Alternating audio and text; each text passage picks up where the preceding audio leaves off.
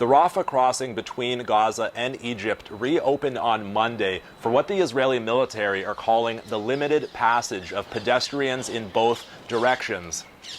50 people who urgently need medical treatment abroad will now be allowed to leave Gaza through the Rafah crossing per day, along with 2 family members. The World Health Organization says that there are around 20,000 sick and injured people in Gaza who need to leave for medical treatment. So at that pace, it could take quite some time for them to get out. 50 people who left Gaza during the war will also be allowed to return. We understand that some 42,000 people left Gaza during the war, the vast majority of them dual nationals, as well as people seeking medical treatment. Now, all entry into Gaza and exit from Gaza will require the permission of Israeli authorities, and the crossing itself will be monitored by a European Union mission.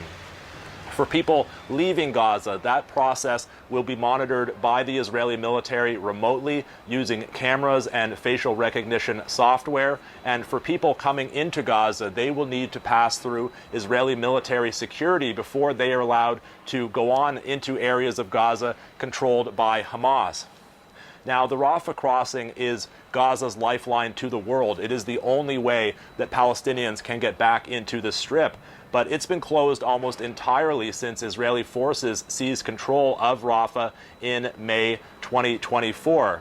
The reopening of the crossing follows months of deliberations and pressure by mediators. It was supposed to be reopened in October during the first phase of the Gaza ceasefire, but the Israeli government resisted that pressure to reopen the Rafah crossing until the body of the final hostage was returned from Gaza.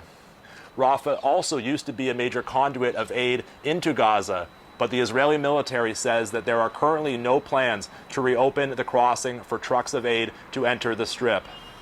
Blake Sifton, SABC News, Tel Aviv.